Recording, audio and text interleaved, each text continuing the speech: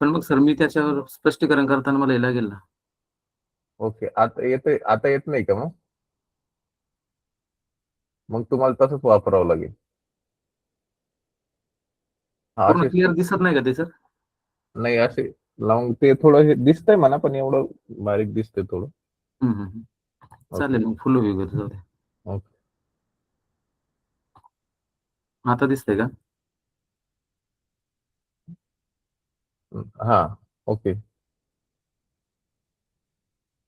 मगासारखाच करा ना मग.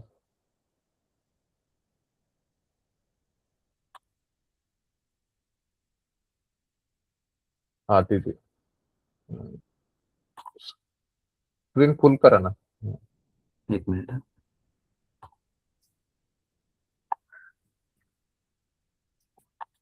फुल स्क्रीन होत नाही सर. एकदा हे करा, स्टॉप स्क्रीन हे करा आणि परत स्क्रीन शेअर करा परत.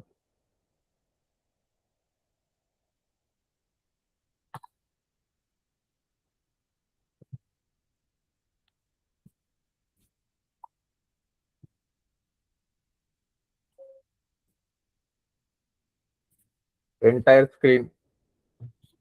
हो, केले आता.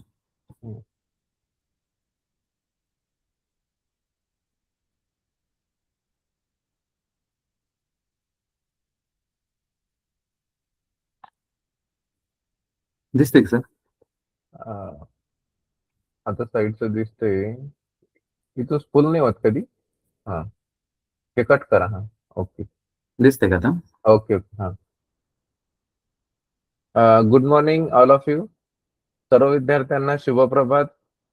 विद्यार्थी मित्रांनो, जिल्हा परिषद अहिल्यानगर व पंचायत समिती श्रीरामपूर यांच्या संयुक्त विद्यमाने आयोजित मिशन आरंभ 2027 या उपक्रमाअंतर्गत शिष्यवृत्ती पूर्वतयारी करिता आयोजित या ऑनलाईन मार्गदर्शन वर्गामध्ये पुनश्च एकदा मी सर्व विद्यार्थ्यांचं या ठिकाणी हार्दिक स्वागत करतो.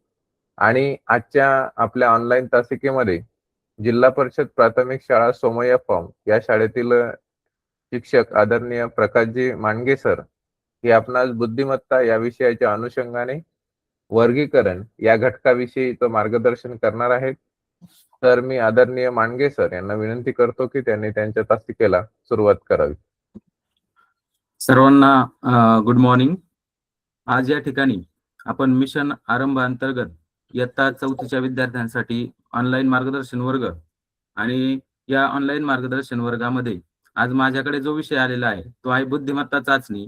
आणि या विषयाअंतर्गत जो घटक आज आपण पाहणार आहोत तर तो घटक आहे वर्गीकरण, म्हणजे संख्यांचं वर्गीकरण. तर तसं पाहायला गेलं तर बुद्धिमत्ता चाचणी या विषयाअंतर्गत वर्गीकरण या घटकामध्ये एकूण 10% भारांश त्या ठिकाणी दिलेला आहे. म्हणजेच 10% भारांश म्हणजे 10 गुणांसाठी वर्गीकरण हा घटक आहे. त्यातले 10 मार्कासाठी म्हणजे 5 प्रश्न त्या ठिकाणी तुम्हाला विचारले जाणार आहेत. तर या 5 प्रश्नांमध्ये काही प्रश्न हे तुम्हाला आकृत्यांच्या वर्गीकरणावरती विचारले जाणार आहेत आणि काही प्रश्न हे संख्यांच्या वर्गीकरणावरती विचारले जाणार आहेत. काल आपण पाहिलं की निळे मॅडम यांनी तुम्हाला आकृत्यांचं वर्गीकरण कसं करायचं आणि योग्य पर्याय कसा निवडायचा याविषयी काल मार्गदर्शन केलेलं होतं. आज या ठिकाणी संख्या आणि त्या संख्यांचं वर्गीकरण आणि त्या वर्गीकरणावर आधारित जे प्रश्न आहेत ते प्रश्न कशा पद्धतीने आपण सोडवायचे याविषयी मी तुम्हाला माहिती देणार आहे.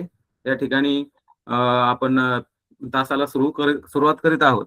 आपण पाहतो की संख्या म्हटलं की आपल्याला पाहायला भेटतं की 0 ते 9 हे अंक जर आपण पाहिले तर या 0 ते 9 अशा 10 अंकांपासून वेगवेगळ्या संख्या आपण तयार करू शकतो. 1 अंकी संख्या असेल, 2 अंकी संख्या असतील, 3 अंकी संख्या किंवा असंख्य अशा संख्या आपण त्या अंकांपासून बनवू शकतो. आता आपण पाहिलं, मी इथं एक संख्या तुम्हाला लिहून दाखवतोय. पहा, दिसते का सगळ्यांना ही संख्या? हे पहा, ही संख्या 34. या संख्येमध्ये 3 आणि 4 हे 2 अंक घेऊन आपण 34 ही संख्या बनवलेली आहे. आता ही संख्या आपण हे अंक आपण बदलून जर संख्या तयार केली तर आता 43 संख्या तयार झाली. म्हणजे अंक तेच आहेत. 2 अंकी संख्येमध्ये 3 आणि 4 हे 2 अंक वापरून आपण 34 आणि 43 अशा 2 संख्या तयार केल्या. आता या संख्यांचं वर्गीकरण करता प्रत्येक संख्या तयार झाल्यानंतर त्या संख्येमध्ये काही गुणवैशिष्ट्ये असतात. ते वैशिष्ट्य आपण समजून घेतली की आपल्याला त्या संख्यांमधला फरक आपल्याला दिसून येतो. आता पहा, या ठिकाणी ही जी पहिली संख्या आपण बनवलेली आहे 34 आणि दुसरी संख्या बनवलेली आहे 43. तर 34 आणि 43 मध्ये असा फरक आहे की 34 या संख्येला 2 या संख्येने किंवा अंकाने भाग जातो, म्हणजे 2 ने भाग जाणारी ही संख्या आहे. 17 ने सुद्धा या संख्येला भाग जातो. पण आपण जर 43 ही संख्या पाहिली तर 43 या संख्येला फक्त 43 आणि 1 याच संख्येने भाग जातो, म्हणजे ही संख्या वेगळी आहे आणि 34 ही संख्या या ठिकाणी वेगळी आहे. म्हणजे या दोन संख्यांचा आपण फरक लक्षात घेणं गरजेचं आहे. तर अशा आपण 1 अंकी, 2 अंकी, 3 अंकी अशा वेगवेगळ्या प्रकारच्या संख्या आपण नेहमी लिहित असतो. परंतु त्या संख्यांची वैशिष्ट्ये आपण जर समजून घेतली तर संख्यांचे आपल्याला वेगवेगळे प्रकार पडलेले दिसून येतील. पहा, आता या ठिकाणी मी तुम्हाला सर्वप्रथम सांगतो की संख्यांचे प्रकार कोणकोणते आहेत. ते प्रकार आपण प्रथम समजून घेऊयात. सगळ्या संख्यांचा पहिला प्रकार आहे समसंख्या. आता समसंख्या कोणत्या संख्यांना म्हणायचं, तर ज्या संख्येच्या एकक स्थानी 0, 2, 4, 6 किंवा 8 हे अंक असतात, या संख्यांना 2 ने पूर्ण भाग जातो. म्हणजे ज्या संख्यांना 2 ने पूर्ण भाग जातो, 2च्या पाड्यातल्या संख्या किंवा 2 ने भाग जाणाऱ्या संख्या जेवढ्या आहेत त्या सगळ्या संख्यांना समसंख्या असं आपण म्हणतो. मग त्या 2 अंकी असतील, 3 अंकी असतील किंवा त्यापुढेही 4 अंकी, 5 अंकी संख्या असू शकतात. समसंख्या ओळखताना आपण काय केलं पाहिजे, त्या संख्येतला एकक स्थानचा अंक पाहून त्या अंकाला जर आपण 2 ने भाग देण्याचा प्रयत्न केला, 2 ने भाग गेला तर एकक स्थानच्या अंकाला 2 ने भाग गेला तर त्या पूर्ण संख्येला 2 ने भाग जात असतो. आणि ज्या संख्यांना 2 ने भाग जातो त्या सगळ्या संख्यांना समसंख्या असं म्हणतात. आता संख्येचा दुसरा प्रकार जर आपण पाहिला, विषम संख्या. आता विषम संख्या जर आपल्याला समजून घ्यायचं झाल्या, ज्या सम नाहीत त्या सगळ्या संख्या कशा असतात, विषम संख्या असतात. म्हणजे आपण 2 ने भाग देऊन एकक स्थानच्या अंकाला 0, 2, 4 किंवा 6 आणि 8 हे अंक जर नसतील एकक स्थानी तर ती संख्या समसंख्या नसते, म्हणजे ती काय असते, विषम संख्या असते. आता या ठिकाणी आपण काही संख्या या ठिकाणी पाहूयात. आता ह्या दोन संख्यांचा जर आपण विचार केला तर या ठिकाणी 34 मध्ये एककाला 4 आहे आणि 4 ला 2 ने भाग जातो, म्हणजे 2 ने भाग जाणारी ती संख्या तो अंक आहे आणि म्हणून 34 ही संख्या समसंख्या होते. आपण 43 चा जर विचार केला तर 43च्या एकक स्थानी 3 हा अंक आहे आणि हा 3 हा अंक 2च्या पाड्यातला नाही, म्हणजे त्याच्यामध्ये 0, 2, 4, 6 किंवा 8 यापैकी अंक आलेला नाही एकक स्थानी, म्हणून 43 ही संख्या कशी होते, विषम संख्या होते. म्हणजे आपल्याला सम आणि विषम या संख्यांमधला फरक आपल्याला या ठिकाणी समजून घेणं गरजेचं आहे. आता त्याच्यानंतर संख्येचा तिसरा प्रकार जर पाहायचा झाला तर संख्येचा तिसरा प्रकार आहे मूळ संख्या. आता मूळ संख्या कोणत्या संख्यांना म्हणायचं, तर आपण जेवढ्या संख्या पाहतो त्या संख्यांमध्ये ज्या संख्येला 1 आणि 30 संख्या या दोन संख्येने भाग जातो, म्हणजे 1 ने भाग जातो आणि ती जी संख्या आपण लिहिलेली आहे त्या संख्येला त्याच संख्येने भाग जातो. इतर कोणत्याही संख्येने त्या संख्येला भाग जात नसेल तर त्या संख्येला मूळ संख्या असं आपण म्हणतो. आता इथे या ठिकाणी आपण जर ते समजून घेण्याचा प्रयत्न केला तरी समजा 34 आहे, या 34 या संख्येमध्ये 2 ने भाग जातोय, 17 ने त्या संख्येला भाग जातोय, म्हणजे 34 आणि 1 या व्यतिरिक्त 2 आणि 17 ह्या पण संख्या आहेत की त्यांनी त्या संख्येला भाग जातो, म्हणून 34 ही संख्या मूळ संख्या होत नाही. तर ती मूळ संख्या नसल्यामुळे तिला संयुक्त संख्या सुद्धा आपण या ठिकाणी म्हणतो, समसंख्या सुद्धा त्या ठिकाणी म्हणू शकतो. परंतु 43 चा जर विचार केला तर 43 या संख्येला 1 ने भाग जातो. जेवढ्या काही संख्या असतील त्या सगळ्या संख्यांना 1 ने भाग जातच असतो आणि ती जी संख्या आहे 43 ह्या संख्येला 43 ने सुद्धा भाग जातो. 43 1 43, म्हणजे 1 आणि 43 शिवाय या संख्येला दुसऱ्या कोणत्याही संख्येने भाग जात नाही, म्हणून 43 ही संख्या आपल्याला मूळ संख्या म्हणता येईल. आता मूळ संख्या तशा पाहायला गेलं तर आपल्याला इयत्ता 4थीचा विचार केला स्कॉलरशिपच्या दृष्टीने तर 1 ते 100 पर्यंतच्या मूळ संख्यांचा अभ्यास या ठिकाणी 4थीच्या लेवलला महत्वाचा आहे. म्हणजे आपण एक गोष्ट या ठिकाणी लक्षात घेतली पाहिजे की जर आपल्याला मूळ संख्येवर आधारित प्रश्नांची उत्तरं जर सोडवायची असतील तर आपल्याला 1 ते 100 मध्ये जेवढ्या काही मूळ संख्या आहेत, आपल्याला माहिती आहे की 1 ते 100 मध्ये 25 मूळ संख्या आहेत, 1 ते 50 मध्ये 15 आणि 51 ते 100 मध्ये 10 अशा एकूण 25 मूळ संख्या त्या ठिकाणी आहेत त्या संख्या आपण पाठ केल्या तर निश्चितच आपल्याला मूळ संख्या वरील आधारित प्रश्न लवकरात लवकर सोडवता येतील. आता मूळ संख्येविषयीचे काही महत्वाचे मुद्दे कोणते आहेत ते आपण या ठिकाणी पाहूया. तर पहिला महत्वाचा मुद्दा, एक ही संख्या मूळही नाही आणि संयुक्तही नाही. म्हणजे आपण पाहतो की मूळ संख्येला मी सांगितलं की एक आणि त्याच संख्येने भाग जातो, परंतु एक या संख्येचा विचार करताना एक ही मूळ संख्या पण नाहीये आणि संयुक्त संख्या पण नाहीये. नैसर्गिक संख्येची सुरुवात एकने होते, परंतु मूळ आणि संयुक्त संख्येमध्ये एक हा अंक येत नाही. तर मूळ संख्येची सुरुवात 2 या अंकापासून होते, कारण 2चा जर आपण विचार केला तर 2ला 1ने भाग जातो आणि 2ने भाग जातो. या 2च अंकांनी त्या ठिकाणी 2ला भाग जातो, म्हणून मूळ संख्येची सुरुवात 2 या अंकापासून होते. म्हणून आपण एक गोष्ट लक्षात ठेवणं गरजेचं आहे की सर्वात लहान मूळ संख्या कोणती असं जर विचारलं प्रश्न तर तुम्हाला सांगता आलं पाहिजे 2 ही सगळ्यात लहान मूळ संख्या आहे. म्हणजे सर्वात लहान मूळ संख्या कोणती आहे तर 2 ही सर्वात लहान मूळ संख्या आहे.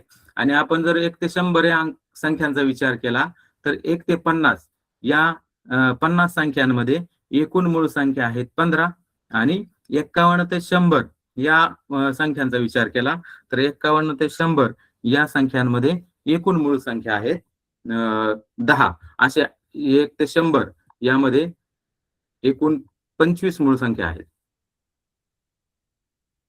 आता त्याचा जर चार्ट आपण पाहिला मूळ संख्यांचा, हा चार्ट जर आपण पाठ केला तर 1 ते 100 पर्यंतच्या मूळ संख्यांचा प्रश्न जर आला तर तुम्हाला तो अगदी कमी वेळेमध्ये तो सोडवता येईल. म्हणून आपण काय करायचंय तर 1 ते 100 या संख्यांमधल्या सगळ्या मूळ संख्या पाठ करून ठेवायच्यात.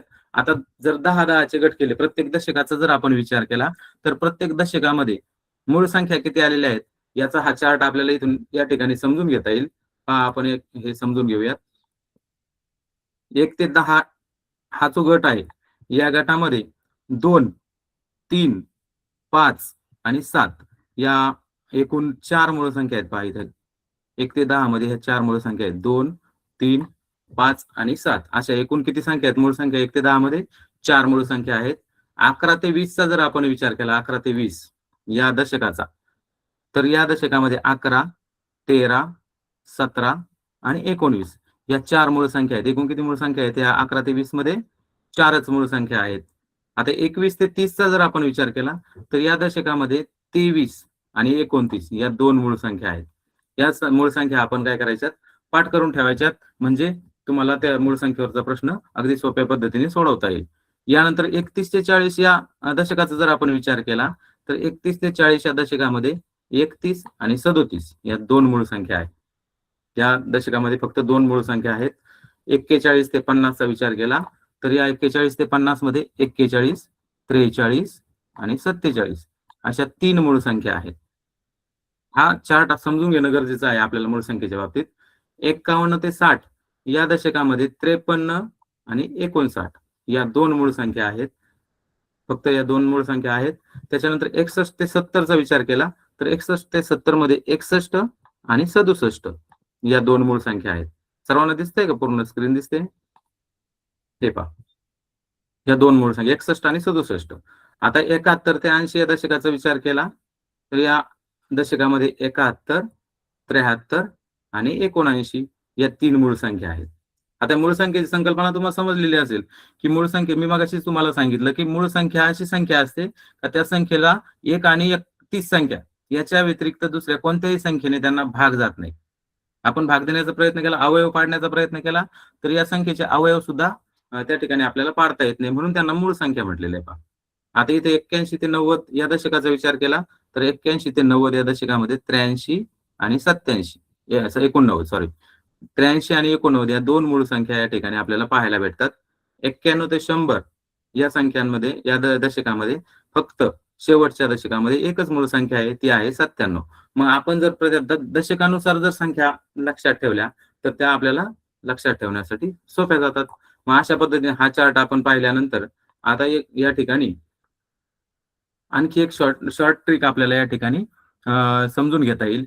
जर आपण हा नंबर पाठ केला, पहा या ठिकाणी नंबर दिलेला आहे 44, 22, 322, 321. 44 आपण जसा मोबाईल नंबर पाठ करतो त्या पद्धतीने हा नंबर जर आपण पाठ करून ठेवला 44, 22, 322, 321 तर आपल्या लक्षात येईल की प्रत्येक दशकातल्या किती मूळ संख्या आलेल्या आहेत, त्यासाठी आपल्याला ही ट्रिक लक्षात ठेवता येईल आणि त्याच्यानुसार आपल्याला त्या संख्या सांगता येतील. आता ही झाली मूळ संख्या. आता त्याच्यानंतर पुढचा जो संख्यांचा प्रकार आहे, तो प्रकार आहे संयुक्त संख्या. आता संयुक्त संख्या कशाला म्हणायचं, तर ज्या संख्या मूळ संख्या नाहीत, म्हणजे आपण मगाशी पाहिलं की समसंख्या नसलेल्या संख्या मूळ विषम संख्या असतात, म्हणजे ज्या संख्या सम नाहीत त्या विषम संख्या. तसंच या ठिकाणी आपण जर पाहिलं तर ज्या संख्या मूळ संख्या नाहीयेत त्या संख्यांना संयुक्त संख्या असं म्हणतात. म्हणजे आपण 1 ते 100 या संख्यांच्या बाबतीतच याचा जर विचार केला तर 1 ते 100 मध्ये आपण पाहिलं की एकूण 25 मूळ संख्या आहेत आणि एक ही संख्या मूळ संख्या पण नाहीये आणि संयुक्त संख्या पण नाही, म्हणजे ती सोडून दिली. तर 1 ते 100 मध्ये 99 संख्यांचा विचार केला तर एकूण 25 संख्या ह्या मूळ संख्या आहेत आणि उरलेल्या ज्या 74 संख्या आहेत त्या 74 संख्या ह्या संयुक्त संख्यामध्ये येतात. आता एकच्या बाबतीत मी तुम्हाला सांगितलं ते संयुक्त नाही आणि मूळ पण नाही. म्हणजे आपण जर या ठिकाणी पाहिलं तर 1 ते 100 मध्ये 25 मूळ संख्या अधिक 74 संयुक्त संख्या आणि त्याच्यामध्ये आणखी एक मिळवली जी नैसर्गिक संख्येची सुरुवात आहे 1 पासून होते, अशा 100 संख्या आपल्याला पाहायला मिळतात. आता या ठिकाणी पहा संयुक्त संख्येच्या बाबतीत काही या ठिकाणी मुद्दे आपल्याला पाहता येतील की 4 ही सर्वात लहान संयुक्त संख्या आहे. आता तुम्ही म्हणता 4 पासून कशी सुरुवात केली, तर आपल्याला हे समजून घेणं गरजेचं आहे. एक ही संख्या जर आपण पाहिलं तर एक ही संयुक्त नाही, मूळ नाही, म्हणजे ती नैसर्गिक संख्येची सुरुवात आहे. त्याच्यानंतर 2 ही संख्या जर पाहिलं तर 2 ही संख्या ही मूळ संख्येची सुरुवात आहे. त्याच्यानंतरचा तिसरा अंक पाहिला 3, तर 3 ही संख्या सुद्धा मूळ संख्या त्या ठिकाणी आहे आणि 3च्या नंतर येतो 4 हा अंक. हा 4 जो आहे तो 4 हा 1 ने भाग जाणारा, 2 ने भाग जाणारा आणि 4 ने भाग जाणारा अंक आहे. म्हणजे याचे 1 आणि 4 शिवाय 2 हा सुद्धा त्याचा अवयव आहे, म्हणजे 2 ने भाग जाणारी ती संख्या असल्यामुळे ही संयुक्त संख्या आपल्याला त्या ठिकाणी सांगता येईल. म्हणजे सर्वात लहान संयुक्त संख्या कोणती, असा जर प्रश्न तुम्हाला परीक्षेमध्ये विचारला तर तुम्हाला सांगता येईल की 4 ही सर्वात लहान संयुक्त संख्या आहे. त्याच्यानंतर पुढचा मुद्दा 9 ही सर्वात लहान विषम संयुक्त संख्या आहे. आता विषम संख्या आपण मगाशी पाहिली की जिला 2 ने भाग जात नाही अशा संख्येला विषम संख्या असं म्हणतात. आता आपण मगाशी स्क्रीनवर पाहिलं की 4 नंतर पुढची संख्या येते 5. 5 ही मूळ संख्या आहे. त्याच्यानंतर येते 6. 6 ही मूळ संख्या नाहीये, म्हणजे ती संयुक्त संख्या आहे, परंतु 6 ला 2 ने भाग जातो म्हणून ती समसंख्या आहे. त्याच्यानंतर येतो 7. 7 ही मूळ संख्या आहे. 7 नंतर येतो 8. 8 ही समसंख्या आहे आणि त्याच्यानंतर येतो 9. तर हा 9 जो आहे तो 9 हा संयुक्त संख्या जरी संयुक्त संख्या आहे, परंतु ती विषम संख्या असल्यामुळे सर्वात लहान विषम संयुक्त संख्या म्हणल्यानंतर 9 ही सगळ्यात लहान संयुक्त विषम संख्या आपल्याला सांगता येईल. त्याच्यानंतर आपण पुढचा मुद्दा या ठिकाणी पाहणार आहोत. 1 ते 50 पर्यंत एकूण 34 संयुक्त संख्या आहेत. 1 ते 50 पर्यंत एकूण किती संयुक्त संख्या आहेत? 34 संयुक्त संख्या आहेत. ह्या गोष्टी आपण लक्षात ठेवल्या पाहिजेत. वारंवार त्या संख्या आपण रिमाइंड केल्या तर आपल्याला त्या लक्षात राहतील आणि त्यावर आधारित प्रश्न सोडवताना आपल्याला कोणत्याही प्रकारची अडचण येणार नाही. त्याच्यानंतर पुढचा जो मुद्दा आहे 51 ते 100 पर्यंत एकूण 40 संयुक्त संख्या आहेत. म्हणजे आपण पाहिलं की 51 पासून 100 पर्यंत 10 मूळ संख्या आहेत आणि मूळ संख्या सोडल्या की बाकीच्या सगळ्या संयुक्त संख्या असतात. म्हणजे 50 मधल्या 10 संख्या वजा केल्या मूळ संख्या तर एकूण 40 संख्या या संयुक्त संख्या आपल्याला पाहायला भेटतात. तर अशा पद्धतीने संयुक्त संख्याविषयी आपल्याला या ठिकाणी माहिती सांगता येईल. त्याच्यानंतर पुढचे संख्येचा प्रकार आहे जोडमूळ संख्या. आता हा मुद्दा आपण व्यवस्थित समजून घेणं गरजेचं आहे. आपण मूळ संख्या पाहिल्या, संयुक्त संख्या पाहिल्या, समसंख्या पाहिल्या, विषम संख्या पाहिल्या. आता जोडमूळ संख्या कशाला म्हणायचं, तर जोडमूळ संख्या म्हणजे अशा संख्या असतात ज्या 2 मूळ संख्यांमध्ये 2चा फरक असतो. म्हणजे त्या मूळ संख्या असल्या पाहिजेत आणि त्या 2 मूळ संख्यामध्ये दुसरा एखादा नंबर किंवा अंक येत असला पाहिजे. त्यांच्यामध्ये 2चा फरक असला पाहिजे. आपण 5 आणि 3चा विचार केला तर 5 आणि 3 मध्ये 2चा फरक आहे. 5 आणि 7चा विचार केला, 5 ही मूळ संख्या आहे, 7 ही सुद्धा मूळ संख्या आहे, परंतु त्यांच्या दोघांमध्ये फरक आहे 2चा. मग अशा जोड्या आपल्याला 1 ते 100 मधल्या जोड्या जर पाहायच्या झाल्या तर 1 ते 100 मध्ये जोडमूळ संख्यांच्या 8 जोड्या येतात. आणि ह्या 8 जोड्या आपल्याला या ठिकाणी पाहता येते. कंसामध्ये दिलेले अंक पहा 3 आणि 5. 3 ही मूळ संख्या आहे, 5 ही मूळ संख्या आहे आणि 3 आणि 5 मध्ये 2चा फरक आहे. म्हणून ही जोड मूळ संख्यांची जोडी झाली. आता दुसरी जोड मूळ संख्यांची जोडी जर आपल्याला पाहायची झाली तर 5 आणि 7. आपण 5 आणि 7 मध्ये पाहिलं 5 हा मूळ संख्या आहे, 5 ही एक अंकी आणि 7 ही सुद्धा मूळ संख्या आहे. परंतु त्यांच्या दोघांमध्ये फक्त 2चा फरक आहे म्हणून त्या जोडमूळ संख्यांची जोडीमध्ये येतात. त्याच्यानंतर तिसरा जो जोडमूळ संख्यांची तिसरी जी जोडी आहे ती आहे 11 आणि 13. 11 ही मूळ संख्या आहे, 13 ही सुद्धा मूळ संख्या आहे आणि त्यांच्या दोघांमध्ये 2चा फरक आहे म्हणून ही जोडमूळ संख्यांची जोडी झाली. आता चौथी जी जोडमूळ संख्यांची जोडी आहे ती आहे 17 आणि 19. आपण पाहिलं 17 आणि 19 या दोन मूळ संख्या आहेत आणि त्यांच्यामध्ये 2चा फरक आहे म्हणून 17 आणि 19 ही जोडमूळ संख्यांची जोडी आपल्याला सांगता येईल. त्याच्यानंतर पाचवी जी जोडमूळ संख्यांची जोडी आहे ती आहे 29 आणि 31. तुम्ही जर पाहिलं तर मूळ संख्यांचा जर चार्ट पाहिला तर त्या चार्टमध्ये आपल्याला पाहायला मिळेल की 29 ही मूळ संख्या आहे, 31 ही सुद्धा मूळ संख्या आहे. दोन्ही संख्यांना कोणत्याही संख्येने भाग जात नाही आणि त्यांच्या दोघांमधला फरक हा 2चा आहे. त्याच्यामुळं ही एक जोडी जोडमूळ संख्येची जोडी आपल्याला सांगता येईल. त्याच्यानंतर 6वी जी जोडी आहे ती आहे 41 आणि 43. आता 41 आणि 43 या दोन्ही मूळ संख्या आहेत आणि त्यांच्यामध्ये 2चा फरक आहे. तसंच 59, 61, 71 आणि 73 अशा पद्धतीने 1 ते 100 या संख्यांचा विचार केला तर आपल्याला 1 ते 100 या संख्यांमध्ये एकूण किती जोडमूळ संख्यांच्या जोड्या मिळतील आपल्याला? तर 8 जोडमूळ संख्यांच्या जोड्या आपल्याला त्या ठिकाणी मिळतील. आणि ह्या जर जोडमूळ संख्या आपल्या लक्षात राहिल्या, आपण जर त्या पाठच करून ठेवल्या तर याच्यावरती आधारित जर वर्गीकरणाचा प्रश्न आला तर तुम्हाला एकदम कमी वेळेमध्ये हा प्रश्न सोडवता येईल. त्याच्यानंतर आपण पुढचे संख्यांचा प्रकार पाहूया आणि ह्या संख्यांचे प्रकार पाहिल्यानंतर आपण त्या संख्यांच्या प्रकारानुसार वर्गीकरणावर आधारित जे प्रश्न तुम्हाला परीक्षेमध्ये विचारले जाऊ शकतात त्या प्रश्नांचा सराव सुद्धा आपण या ठिकाणी घेणार आहोत.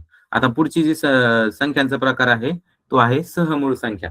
आता कोणत्या संख्यांना सहमूळ संख्या म्हणायचं तर आपण हे पण या ठिकाणी समजून घेऊयात. पहा, सहमूळ संख्या म्हणजे अशा संख्या असतात की ज्या दोन संख्यांमध्ये एकच सामायिक विभाजक असतो. आपण जर आता नीट पाहिलं तर तुम्ही संख्या हा घटक शिकत असताना त्या संख्यांचे अवयव कसे पाडायचे हे पण आपल्याला माहिती असलं पाहिजे. तर आता या ठिकाणी पहा, आपण जर एक संख्या घेतली, इथं 40 ही संख्या घेतली तर 40 या संख्येचे अवयव पाडायचे झाले तर 40 ला 1 ने भाग जातो, 40 ला 2 ने पण भाग जातो, 40 ला 3 ने भाग जातो का पहा. जर आपण 3 ने भागण्याचा प्रयत्न केला तर 40 ला 3 ने भाग जाणार नाही, बाकी उरेल. म्हणून 3 हा त्या 40 चा अवयव नाही. तर 4 चा विचार केला तर 4 ने 40 ला भाग जातो. त्याच्यामुळे 4 हा 40 चा अवयव झाला. आता त्याच्यानंतर कोणत्या संख्येने 40 ला भाग जाईल? 5 ने जातो. 5 8 40 म्हणजे 5 हा सुद्धा 40 चा अवयव आहे. त्याच्यानंतर पुढची संख्या 6 चा विचार केला, 6 ने 40 ला भाग जात नाही, 7 ने 40 ला भाग जात नाही, 8 ने 40 ला भाग जात नाही, 9 ने सुद्धा 40 ला भाग जात नाही. आता त्याच्यानंतर 10 ने 40 ला भाग जातो. म्हणजे 40 चा तो अवयव झाला. त्याच्यानंतर पुढचा जर त्या 40 चा विचार केला त्याच्या अवयवांचा तर 40 10च्या नंतर 11, 12, 13, 14, 15 ह्या संख्येने भाग जाणार नाही. डायरेक्ट 40 ला 20 ने भाग जातो. त्याच्यामुळे 20 हा सुद्धा त्या 40 चा अवयव आहे. त्याच्यानंतर शेवटी डायरेक्ट 40 हा 40 चा अवयव म्हणजे 40 ने त्या 40 ला भाग जातो. तर आता 40 चा विचार केला तर 1 ने भाग जातो, 2 ने भाग जातो, 4 ने भाग जातो, 5 ने भाग जातो, 10 ने भाग जातो, 20 ने त्या 40 ला भाग जातो, 40 ने 40 ला भाग जातो. म्हणजे एवढ्या संख्यांनी 40 ला भाग जातात म्हणून भाग जातो. त्याच्यामुळे 40 चे अवयव जर आपल्याला विचारले तर 40 चे 1, 2, 4, 5, 10, 20 आणि 40 असे अवयव 40 चे आपल्याला या ठिकाणी सांगता येतील. आता आपण सहमूळ संख्यांचा या ठिकाणी विचार केला तर त्याच्यात त्यांचं काय म्हणणं आहे तर त्या संख्यांचे जर आपण अवयव पाडले, भाग जाणाऱ्या संख्या म्हणजे त्यांचे अवयव, तर ते अवयव पाडले असता त्या दोन संख्यांचे अवयव सारखे असत नाही. दोन संख्यांचे अवयव काय असतात? असत नाहीत, सारखे असत नाहीत. त्या संख्यांच्या जोड्यांना सहमूळ संख्या असं त्या ठिकाणी म्हणतात. आता इथे खाली काही उदाहरणं दिलेली आहेत. त्या उदाहरणाच्या माध्यमातून आपण समजून घेऊया सहमूळ संख्या कशा संख्या असतात. तर आता या ठिकाणी पहा 11 आणि 12 या दोन संख्या बघा आता 11चा विचार केला तर 11 ही मूळ संख्या आहे आणि 12चा विचार केला तर 12चे अवयव पाडायचे झाले तर 1, 2, 3, 6 आणि 12 असे अवयव पडतात. परंतु दोघांच्या अवयवांचा विचार केला तर 12चे अवयव वेगळे आहेत आणि 11चे अवयव त्या ठिकाणी वेगळे आहेत. मग त्यांच्यामध्ये सारखेपणा असत नाही. एकच फक्त कॉमन आहे, फक्त तो एक हा अवयव त्यांचा दोघांचा सारखा आहे. त्याच्या व्यतिरिक्त कोणतेही अवयव त्यांचे सारखे नाहीत. म्हणून हे जर 11चा आणि 12चा विचार केला तर हे सहमूळ संख्यांची जोडी आहे. तसंच इथं पहा 35 आणि 36 ही सुद्धा सहमूळ संख्या जोडी आहे. कारण 35ला 7 ने 5 ने भाग जातो. तसा 36ला 8 ने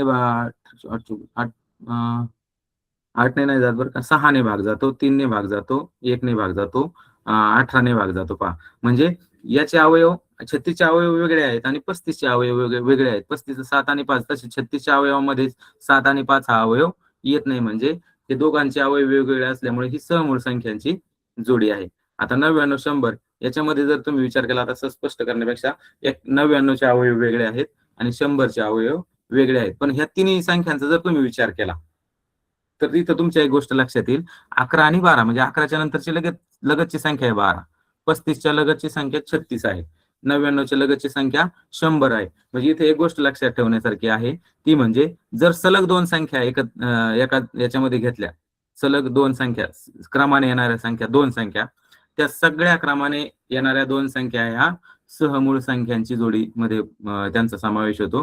म्हणजे आपण सहमूळ संख्या समजून घेताना एक गोष्ट लक्षात ठेवायची की क्रमवार येणाऱ्या दोन संख्या ज्या असतात त्या सहमूळ संख्यामध्ये त्या ठिकाणी येतात. आता पुढचा त्या मुद्दा सहमूळ संख्यांचा विचारात घ्यायचा म्हणलं तर कोणत्याही दोन मूळ संख्या, म्हणजे मूळ संख्या कोणत्याही दोन एकत्र आल्या की त्या दोन मूळ संख्या ह्या एकमेकीच्या सहमूळ संख्या असतात. कारण त्यांचे अवयव वेगवेगळे असतात किंवा त्यांना भागच जात नाही. त्याच्यामुळे त्यांच्या अवयव काढायचे झाले तर 30 संख्या आणि 1 हे त्यांचे दोन अवयव असतात.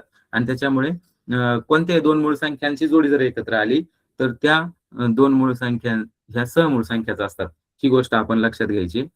त्याच्यानंतर पुढचं एक मूळ आणि एक संयुक्त संख्या जर असल्या, त्यांची जोडी असेल तर एक आणि त्याच्यातल्या मूळ संख्येत आता समजा आपण पाहतोय की एका संख्येला भाग जात नसेल आणि दुसऱ्याला जात असेल तरी त्या सहमूळ संख्या असू शकतात. म्हणजे या ठिकाणी जर उदाहरण पाहायचं झालं 13 आणि 14 या संख्यांमध्ये 13 ही मूळ संख्या आहे आणि 14 ही समसंख्या आहे. आणि जर 13चे अवयव बघितले तर 1 आणि 13 हे 13चे अवयव आहेत आणि 14चे अवयव पाहिले तर 1, 2, 7 आणि 14. आता 1, 2, 7 आणि 14 आणि इकडे 13 आणि 1 या दोन्हींच्या अवयवांचा विचार केला तर त्यांचा अवयव सारखे दिसून येत नाहीत आणि म्हणून ती सहमूळ संख्यांची जोडी आहे. पहा हे दोन वेगवेगळ्या विषम संख्या देखील सहमूळ असू शकतात. हे एकदम 100% खरं नाहीये. काही विषम संख्यांच्या जोड्या ह्या समूळ असतात, परंतु काही विषम संख्यांच्या जोड्या ह्या समूळ असतीलच असं नाहीये. पहा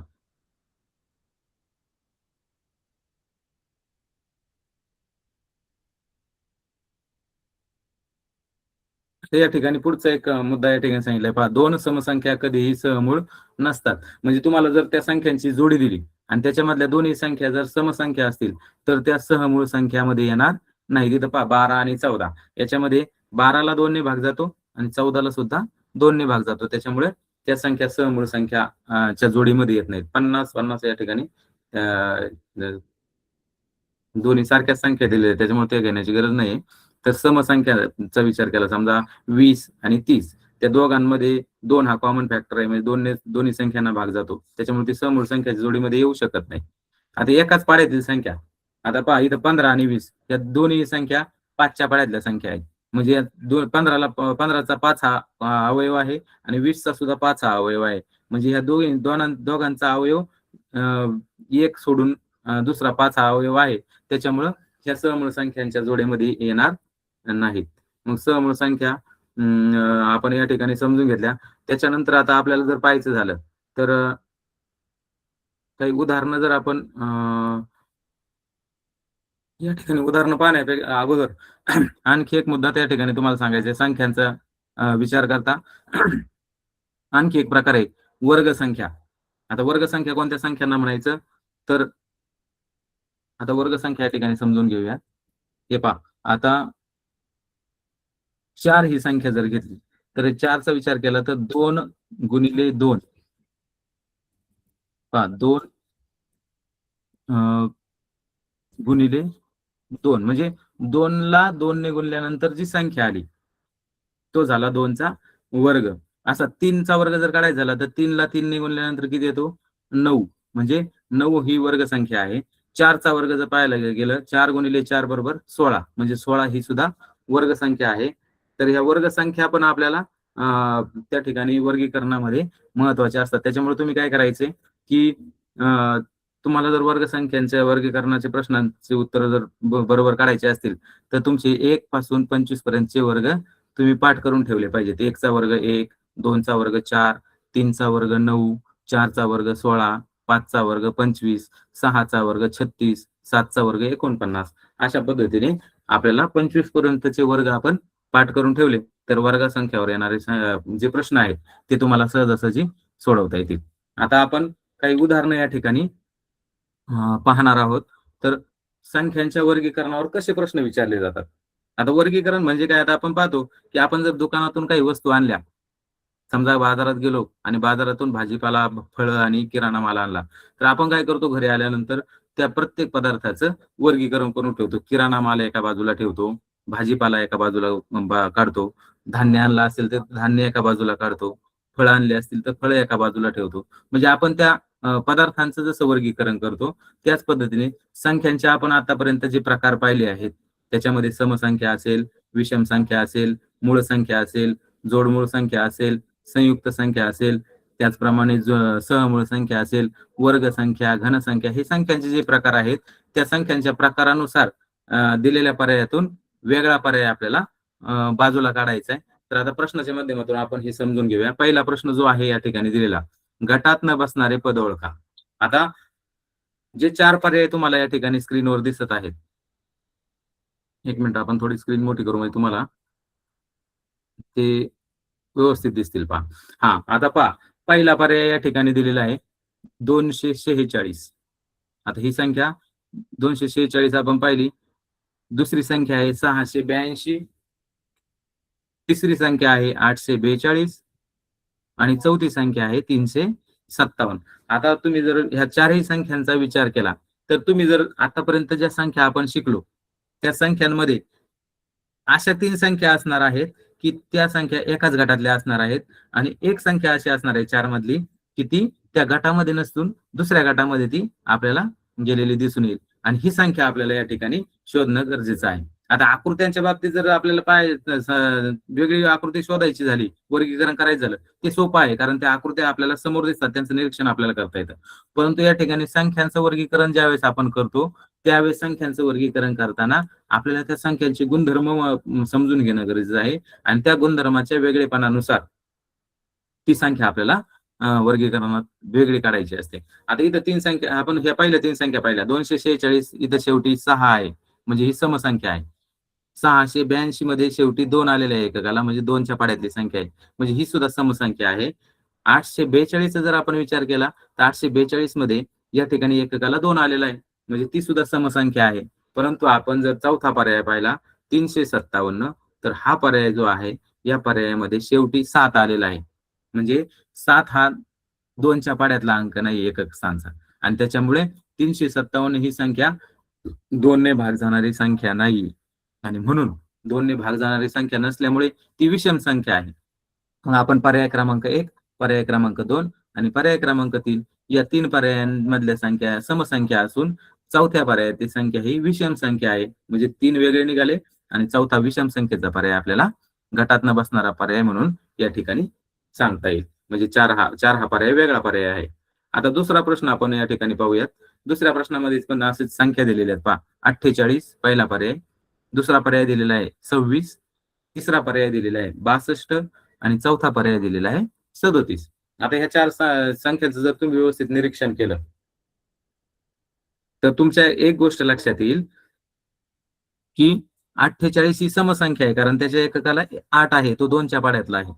दुसरा पर्याय 26, त्याच्या 26 मध्ये एककाला 6 आहे, तो पण 2च्या पाड्यातला अंक आहे.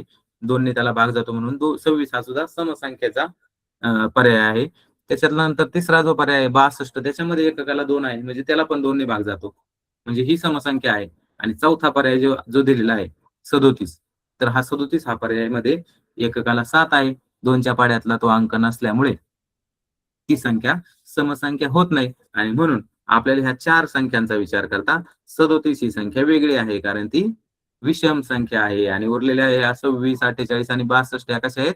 समसंख्या आहेत. त्याच्यामुळे त्या बाजूला निघल्या आणि आपल्याला गटातनं बसणारं पद ओळखताना 4 नंबरचा पर्याय हा वेगळा मिळाला आणि हे उत्तर आपलं त्या ठिकाणी बरोबर असणार आहे. आता पुढचे जे प्रश्न आहेत ते प्रश्न आपण या ठिकाणी समजून घेऊयात.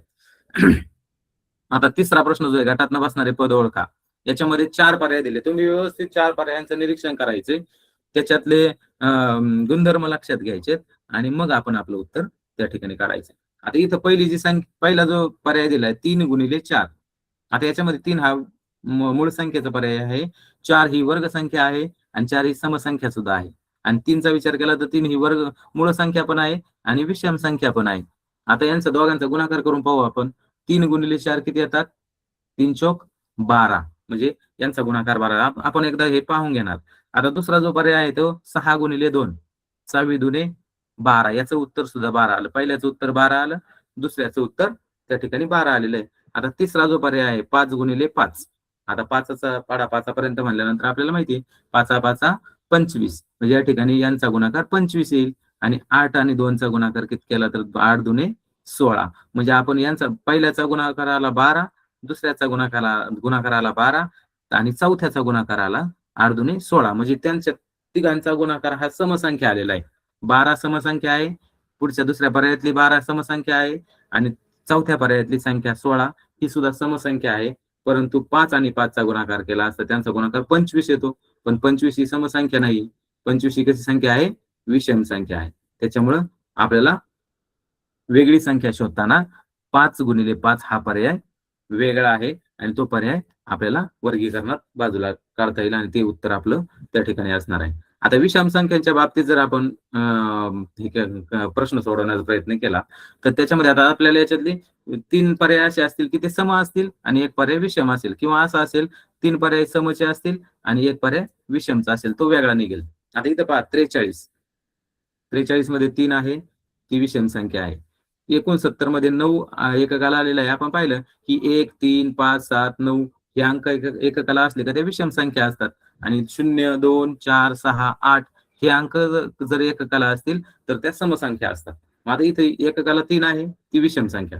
इथे एककाला 9 आहे, ती विषम संख्या आहे. एककाला 7 आहे, ती विषम संख्या आहे. आणि 52 ह्या पर्यायामध्ये 52 मध्ये एककाला 2 आहे, त्याला 2 ने भाग जातो, म्हणजे ती समसंख्या आहे. म्हणजे ह्या 4 संख्यांचा जर पर्यायांचा विचार केला तर चौथा पर्याय वेगळा निघतो, कारण तो समसंख्येचा पर्याय आहे आणि बाकीचे 3 हे विषम संख्येचे पर्याय आहेत. आता त्याच्यानंतर पुढचा जर आपण मुद्दा पाहिला की विषम संख्यांच्या गुणाकारावर आधारित काही प्रश्न तुम्हाला परीक्षेमध्ये विचारले जाऊ शकतात. त्याची ट्रिक जर आपल्याला पाहिजे, 2 विषम संख्यांचा गुणाकार नेहमी विषम संख्याच येतो. म्हणजे जर 2 विषम संख्या एकत्र आल्या तर त्यांचा गुणाकार विषम संख्याच येतो, असा एक नियम आहे. आणि तो नियम जर आपण लक्षात घेतला तर या ठिकाणी हा प्रश्न आपल्याला सोडवणं सोपं जाईल. पहा, पहिला पर्याय 3 गुणिले 5, दोन्ही पण विषम संख्या आहेत. दुसरा पर्याय 7 गुणिले 3, दोन्ही विषम संख्या आहेत. तिसरा पर्याय 5 गुणिले 9, ह्या दोन्ही पण विषम संख्या आहे. आणि चौथा पर्याय जर आपण पाहिला 4 गुणिले 7, याच्यामध्ये 4 हा अंक समसंख्या आहे आणि 7 हा अंक विषम संख्या आहे. म्हणजे या तिन्ही पर्यायामध्ये दिलेले अंक हे विषम आहेत, परंतु चौथ्या पर्यायामध्ये 4 हा अंक सम आहे. आणि आपण जर त्यांचा गुणाकार करून जरी पाहिला, आता ही वरची ट्रिक आपण लक्षात घेतली, 2 विषम संख्यांचा गुणाकार विषम संख्या येतो, म्हणजे 3 5 15, 15 ही विषम संख्या आहे. 7 गुणिले 3, 7 3 21, 21 ही सुद्धा कशी आहे? विषम संख्या आहे. 5 गुणिले 9, 9 5 45, ही सुद्धा काय आहे? विषम संख्या आहे. परंतु 4 गुणिले 7, 7 चौक 28, 28 ही समसंख्या येणार आहे. म्हणजे यांचा गुणाकार जर केला तर ही समसंख्या येणार आहे, बाकी तिन्हींचा गुणाकार केला तर ती विषम संख्या येणार आहे. म्हणून आपला पर्याय कोणता असणार आहे? वेगळा. गटातनं बसणारं पद 4 गुणिले 7, म्हणजे चौथा पर्याय या ठिकाणी आपल्याला वेगळा काढता येईल. अशा पद्धतीने ही उदाहरणं सोडवताना वेगवेगळ्या ट्रिक आपण लक्षात ठेवल्या पाहिजेत. आणि संख्या कोणती आहे, सम, विषम, मूळ, जोडमूळ, संयुक्त, वर्ग, ह्या संख्यांनुसार आपल्याला त्या संख्यांचं काय करायचंय? वर्गीकरण, पर्यायांमधून वर्गीकरण करून आपल्याला उत्तर काढायचे. आता या ठिकाणी पहा, इथं पुढचा जो प्रश्न आहे, पहिला पर्याय त्याच्यामध्ये आहे पहा 135, दुसरा पर्याय आहे 579, तिसरा पर्याय आहे 357 आणि चौथा पर्याय आहे 491. तर आता हे 4 पर्याय जर आपण बारीक त्यांचं निरीक्षण केलं तर आपल्या लक्षात येईल की 135 मध्ये तीनही अंक विषम आहेत पहा, 1, 3 आणि 5 हे तीनही अंक कसे विषम आहेत. 579 चा जर विचार केला तर 579 मध्ये 5, 7 आणि 9 हे तीनही अंक विषम आहेत. इथं तिसरा पर्याय जो 357 याच्यामध्ये 3, 5 आणि 7 हे 3 अंक जे दिलेले आहेत ते तीनही अंक विषम आहेत. परंतु चौथा पर्याय जर आपण पाहिला तर चौथा पर्याय आहे 4, 9 आणि 1 म्हणजे 491. याच्यामध्ये 4 हा अंक सम अंक आहे, बाकीचे 2 विषम आहेत. म्हणजे या तिन्ही पर्यायातले तिन्ही अंक विषम होते, पण चौथ्या पर्यायातला एक अंक सम आलेला आहे, म्हणून आपल्याला हा पर्याय वेगळा पर्याय म्हणून निवडता येईल. आता दुसरा याच्यात अगोदर तुम्ही विचार करताल की 135, 579, 357 आणि 491 हे चारही संख्या विषम आहेत. मग आता तुम्हाला पर्याय वेगळा काढायचा आहे. मग तुम्ही असा पण विचार करू शकता, या वर्ग संख्या आहेत का? नाहीत, वर्ग संख्या पण नाहीत. जोडमूळ संख्या, समूळ संख्यांसाठी 2-2 जोड्या लागतात. इथं तसे पण त्या जोड्या नाहीत. समसंख्या पण नाहीत या चारही, आणि विषम संख्या तर चारही विषम संख्या म्हणल्या पर्याय वेगळा काढणार कसा? तर त्याच्यासाठी अशा वेळेस ज्यावेळेस एकाच गटातल्या संख्या आपल्याला वाटतात त्यावेळेस आपण एक आणखी ट्रिक या ठिकाणी लक्षात घेतली पाहिजे की त्या संख्येमधले अंक, त्या अंकांचा पण आपण या ठिकाणी विचार केला पाहिजे. अंक तिन्ही 1 आणि 2 आणि 3 ह्या तिन्ही पर्यायातले अंक हे विषम आहेत आणि चौथ्या पर्यायामध्ये सगळे अंक विषम नाहीत, तर त्यातला एक अंक जो 4 आहे तो सम आलेला आहे, म्हणून आपल्याला 491 हा पर्याय वेगळा त्या ठिकाणी निघतो. पहा आता विषम संख्यांच्या बाबतीत याच्या संदर्भात आपल्याला जी ट्रिक आहे त्या काही गोष्टी महत्वाच्या लक्षात ठेवणं गरजेचं आहे. त्यामध्ये विषम संख्या अधिक विषम संख्या म्हणजे दोन्ही विषम संख्यांची बेरीज जर आपण केली तर ती समसंख्या येत असते. ही गोष्ट आपण लक्षात घ्यायची. याच्यावरती आधारित आपल्याला काही ट्रिक वापरता येतील वर्गीकरण करताना.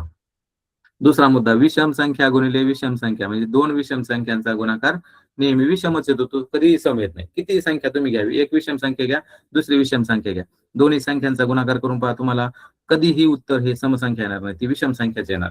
हा एक नियम आपण लक्षात ठेवला पाहिजे. आणि तिसरा नियम, समसंख्या अधिक विषम संख्या म्हणजे एक समसंख्या असेल आणि दुसरी विषम संख्या असेल तर त्या दोन्ही संख्यांची बेरीज ही विषम संख्याच येत असते. कितीही तुम्ही उदाहरणं करून पहा, गणिताचे हे जे नियम असतात ना, हे नियम कधी बदलत नाही. कोणत्या संख्येच्या बाबतीत नियम बदलत नाही. तर आता याच्यामध्ये पण सम आणि विषम संख्येची बेरीज जर तुम्ही करून पाहिली, तुम्ही उदाहरणं घेऊन पाहिले, तर तुमच्या लक्षात येईल की सम आणि विषम संख्यांची बेरीज ही नेहमी विषमच असते, कधीही सम येत नाही. आता हे बघा इथं, आता पुढचा जो मूळ संख्यांच्या आधारित कसे प्रश्न विचारले जातात त्याविषयी आपण या ठिकाणी पाहूयात. तर पहिला प्रश्न आहे पहा, गटात न बसणारे पद ओळखा. पहिला पर्याय 41, दुसरा पर्याय 43, तिसरा पर्याय 47 आणि चौथा पर्याय 49. आपण हे चारही प्रश्न त्या चारही पर्यायांचा जर विचार केला तर याच्यातले चारही पर्याय हे विषम संख्येचे आहेत. त्याच्यामुळे आपण मग आता हे कसं ट्रिक वापरणार, कोणता नियम या ठिकाणी या संख्यांचे वेगळे पण पाहण्यासाठी लावणार? तर याच्यामध्ये आपल्याला एक नियम या ठिकाणी पाहता येईल, तो म्हणजे तुम्ही जर मूळ संख्या जर पाठ केलेल्या असतील, 1 ते 100 मधल्या जर मूळ संख्या पाठ केलेल्या असतील तर तुमच्या लगेच लक्षात येईल याच्यातली वेगळी संख्या कोणती. कारण 41 ही मूळ संख्या आहे, 43 मूळ संख्या आहे, 47 मूळ संख्या आहे आणि 49 चा विचार केला तर 49 ही मूळ संख्या नाहीये, तिला 7 ने भाग जातो. 7 7 49 म्हणजे ही संयुक्त संख्या आहे. 7 ही कशी आहे, 49 ही कशी आहे, संयुक्त संख्या आहे आणि त्याच्यामुळे आपण याच्यातला वेगळा पर्याय निवडताना आपल्याला 49 हा पर्याय त्या ठिकाणी निवडावा लागेल, कारण ती संयुक्त संख्या आहे. बाकीच्या तीनही मूळ संख्या आहेत. म्हणजे आपल्याला हा प्रश्न सोडवताना आपल्या मूळ संख्या पाठ असल्या तर निश्चितपणे आपण हा प्रश्न लगेच सोडू शकतो, त्याला वेळ लागत नाही. म्हणून आपण ह्या संख्या, मूळ संख्या पाठ केल्या पाहिजेत. आता दुसरा प्रश्न जो आहे तो प्रश्न पहा, 11, 23, 53 आणि 91. तुमच्या जर मूळ संख्या पाठ असतील लगेच लक्षात येईल. 11 मूळ संख्या आहे, 23 मूळ संख्या आहे, 53 मूळ संख्या आहे, 91 ही मूळ संख्या नाही. बघा, 91 ही मूळ संख्या नसल्यामुळे 91 13 7 91 13च्या पाड्यातली संख्या आहे पहा ती. त्याच्यामुळं ही मूळ संख्या नाही, ही संयुक्त संख्या आहे. म्हणून आपल्याला या 4 पर्यायामधला 91 हा पर्याय गटात न बसणारा पर्याय या ठिकाणी सांगता येईल. आता त्याच्यानंतर पुढचा प्रश्न आहे पहा, प्रश्न 3 गटात न बसणारे पद ओळखा. आता याच्यामध्ये पहा 4 पर्याय दिलेत. पहिला पर्याय 2, दुसरा पर्याय 3, तिसरा पर्याय 5 आणि चौथा पर्याय 9.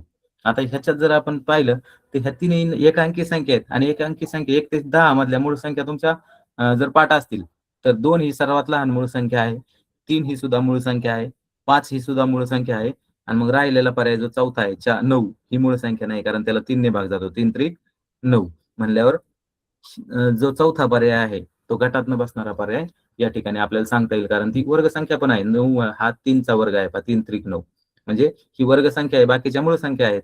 आणि तसं पाहिलं गेलं तर ही संयुक्त संख्या पण आहे, मूळ संख्या आपलं मूळ संख्या पण आहे आणि वर्ग संख्या पण आहे. त्याच्यामुळं 9 हा पर्याय आपल्याला वेगळा पर्याय सांगता येईल.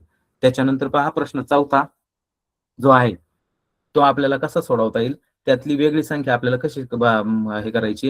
ही मूळ संख्येवर आधारित प्रश्न आहे, त्याच्यामुळे मूळ संख्या ज्यांच्या पाठ आहेत ती मुलं लवकर 1 मिनिटात त्याचं उत्तर काढतील आणि बरोबर उत्तर काढतील.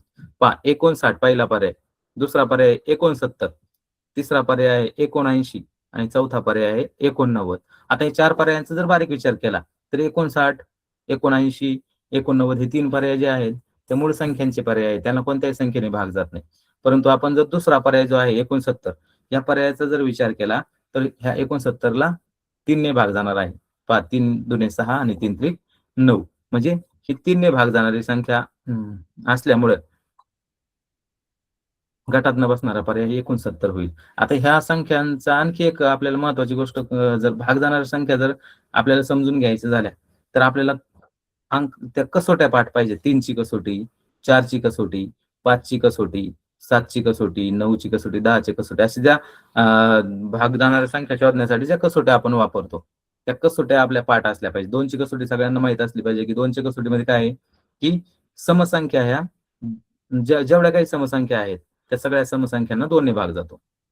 आता 5 ची कसोटी काय आहे, 5 च्या कसोटीमध्ये ज्या संख्येच्या एकक स्थानी 5 आणि 0, 5 किंवा 0 या 2 अंकापैकी अंक जर शेवटला असेल तर त्या संख्येला 5 ने भाग जातो. हे आपल्याला भागाकार न करता सुद्धा त्या कसोटीच्या माध्यमातून सांगता येईल. 10 ची कसोटी कशी आहे की ज्या संख्येच्या एकक स्थानी 0 असतो, मग 0 असलेल्या जेवढ्या काही संख्या आहेत एकक स्थानी 0 असलेल्या त्या सगळ्या संख्यांना 10 ने भाग जातो. त्याला भाग देण्याची सुद्धा गरज नाही, कारण त्या कसोटीमध्ये जी सांगितलेलं आहे ती कसोटी आपली जर पाठ असेल तर ती कसोटी पाठ असल्यामुळे आपल्याला लगेच त्या संख्या सांगता येतील. आता 3 ची कसोटी काय आहे, 3 च्या कसोटीमध्ये असं सांगितलेलं आहे की दिलेली संख्या आहे त्या संख्येतील अंकाची बेरीज करायची, त्या अंकाच्या बेरजेला जर 3 ने भाग गेला तर त्या संख्येला 3 ने भाग जातो. म्हणजे ती पूर्ण जी मोठी संख्या आहे तिला 3 ने भाग जातो. अशा पद्धतीचे ते कसोट्या सुद्धा आपण पाठ करणं गरजेचं आहे की आपल्याला त्या उत्तर पटकन काढता येतील भाग जाणाऱ्या संख्या शोधताना. आता इथं पहा संयुक्त संख्येच्या बाबतीत कसा प्रश्न या ठिकाणी विचारलेला आहे. 35, 41, 56 आणि 91. आता हे जर पर्याय पाहिले 35 7 35 म्हणजे 7 ने भाग जाणारी की 5 ने भाग जाणारी संख्या आहे. 56 हा समसंख्या आहे, त्याच्यामुळे 2 ने त्याला म्हणजे कन्फर्म भाग जातोच. त्याच्यामुळे ती समसंख्या ती भाग जाणारी संख्या आहे. 91 आपण पाहिलं 13 7 91 म्हणजे 13 ने भाग जाणारी ही संख्या आहे. परंतु 41 चा जर विचार केला तर ह्या 3 संख्या ह्या संयुक्त संख्या आहेत, त्यांना भाग जातो इतर अंकाने किंवा संख्येने, परंतु 41 ला कोणत्याही संख्येने भाग जात नाही. त्याच्यामुळं 41 हा पर्याय आपल्याला या ठिकाणी वेगळा पर्याय त्या ठिकाणी सांगता येईल, कारण ती मूळ संख्या आहे. मूळ संख्येचा पर्याय फक्त 2 नंबर आहे, बाकीच्या संयुक्त संख्या आहेत. त्याच्यामुळं दुसरा पर्याय या प्रश्नामध्ये वेगळा पर्याय गटात न बसणारे पद आपल्याला सांगता येईल. त्याच्यानंतर पहा इथं 15, 27, 39 आणि 47. 15 3 5 15, 27 9 त्रिक 27, 39 13 त्रिक 39 आणि 47 पाहिलं तर 47 ही मूळ संख्या आहे. या 3 संख्यांना 3 ने भाग किंवा 3 ने भाग जात होता, परंतु 47 ला कोणत्याही संख्येने भाग जात नाही, कारण ती मूळ संख्या आहे. म्हणून आपल्याला जर या गटात न बसणारं पद ओळखायचं झालं तर हे पर्याय क्रमांक 4 हे गटात न बसणारं पद आहे. अशा पद्धतीने आपल्याला हे उदाहरण सोडवता येईल. त्याच्यानंतर पुढचं आपण जर पाहिलं उदाहरण 4, 9, 2 आणि 25. पहा आता हे जर 4 पर्याय पाहिले तर या 4 पर्यायांमध्ये तुम्ही जर ह्या 4ही पर्यायांचं व्यवस्थित निरीक्षण केलं तर तुमच्या लक्षात येईल 4 ही वर्ग संख्या आहे. 4 ही वर्ग संख्या आहे, कारण 2 चा वर्ग 4 आहे. 9 ही सुद्धा वर्ग संख्या आहे, कारण 3 चा वर्ग 9 आहे. इथं 25 ही संख्या जर चौथा पर्याय पाहिला तर 25 मध्ये 5चा वर्ग आहे, 5 25. परंतु 2चा विचार केला तर 2 हा कोणत्याही संख्येचा वर्ग नाही. काही कधी कधी मुलं काय करतात, 1चा वर्ग 2 सांगतात. तर 1चा वर्ग काढताना तुम्ही काय करता, 1 अधिक 1 2 म्हणू शकता. परंतु 1चा वर्ग काढताना 1 गुणिले 1 आहे आणि 1 एकच होतं, म्हणजे 1चा वर्ग 1च आहे. कधी कधी बरेच मुलं 1चा वर्ग 2 म्हणून सांगतात आणि चुकतात. तर या ठिकाणी 4, 9 आणि 25 हे वर्ग संख्या आहेत आणि 3 नंबरचा जो पर्याय आहे 2 ही वर्ग संख्या नसल्यामुळे हा पर्याय वेगळा आहे. आता इथं खाली पण पहा, गटातनं बसणारे पद 93, 95, 97 आणि 99. आता इथं जर तुम्ही संख्यांचा विचार केला तर ती 93 ही संख्याला 3 ने भाग जाणार आहे, म्हणजे ती मूळ संख्या नाहीये. 95चा विचार केला, एककाला 5 आहे, त्याच्यामुळे 5 ने भाग जाणारी ती संख्या आहे. 99चा विचार केला, 9 दुने 9 9 18, 18 म्हणजे 3च्या पाड्यातली संख्या, 3 सक 18 म्हणजे 3 ने भाग जाणारी संख्या आहे 4, चौथ्या पर्यायातली. परंतु 97चा जर विचार केला, 97ला कोणत्याही संख्येने भाग जात नाही, ती मूळ संख्या आहे. तुम्ही मूळ संख्या पाठ केली असतील तुम्हाला लगेच समजेल. आणि म्हणून या चौथ्या प्रश्नामध्ये पर्याय क्रमांक 3 हा पर्याय या ठिकाणी आपल्याला सांगता येईल. आता परीक्षेत फसवणारे प्रश्न कसे असतात पहा. तुम्हाला प्रश्न विचारला जाऊ शकतो, 1 ते 100 मध्ये असणाऱ्या एकूण मूळ संख्या आणि एकूण संयुक्त संख्या यांच्यात कितीचा फरक आहे. आधी फरकाचा विचारलं, कारण तुम्हाला या ठिकाणी तोंडी उत्तर देता येणार नाही. तुम्हाला त्याच्यावर क्रिया करावी लागेल. आपल्याला मूळ संख्या किती आहे ते माहिती पाहिजे, संयुक्त संख्या किती आहे ते माहिती पाहिजे आणि दोन्ही मधला फरक काढायचा म्हणजे वजाबाकी करावी लागेल. मोठ्या संख्येतून लहान संख्या वजा करावी लागेल. मग संयुक्त संख्या 74 आणि मूळ संख्या 25. मग 74 मधून आपण जर 25 वजा केले तर आपल्याला उत्तर येईल 49. मग मूळ संख्या आणि संयुक्त संख्यांच्या त्या दोन्ही मधला 1 ते 100 मधल्या संख्यांमधला फरक जर आपल्याला सांगायचं झालं तर 49 हा फरक येईल. हे उत्तर आपल्याला त्या ठिकाणी सांगता येईल. आता जोडमूळ संख्येवर आधारित वर्गीकरणाचे प्रश्न कसे असतील ते पाहूयात. वेळ संपत आलाय, परंतु आपण 5-7 मिनिटांमध्ये हे सगळे मुद्दे पाहूयात. ते वेगवेगळ्या प्रकारचे प्रश्न या ठिकाणी समजून घेऊयात. आता या ठिकाणी पहा, गटातनं बसणारे पद ओळखा. प्रश्न त्यातला पहिला पर्याय पहा, 11 आणि 13. दुसरा पर्याय आहे 29 आणि 31. तिसरा पर्याय आहे 71 आणि 73 आणि चौथा पर्याय आहे 21 आणि 23. आता हे 4 पर्यायाचं जर बारीक निरीक्षण केलं तर तुमच्या एक गोष्ट लक्षात येईल, 11 आणि 13 ह्या मूळ संख्या आहेत.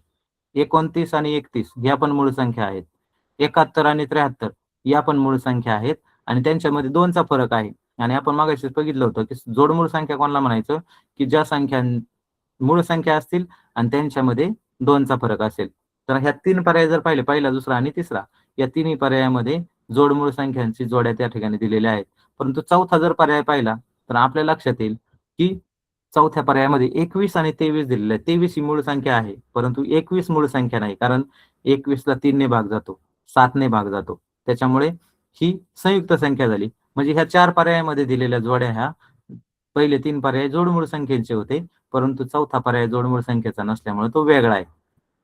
आता त्याच्यातला दुसरा प्रश्न जर आपण समजून घ्यायचं झालं तर 17 आणि 19 पहिला पर्याय. त्याच्यामध्ये 17 मूळ संख्या आहे, 19 मूळ संख्या आहे आणि दोघांमध्ये 2चा फरक आहे, म्हणजे जोडमूळ संख्या झाली. आता 41 आणि 43चा विचार केला तर 41 आणि 43 दोन्ही मूळ संख्या आहेत आणि त्यांच्या दोघांमध्ये 2चा फरक आहे, म्हणजे ह्या सुद्धा जोडमूळ संख्यांची जोडी झालेली आहे.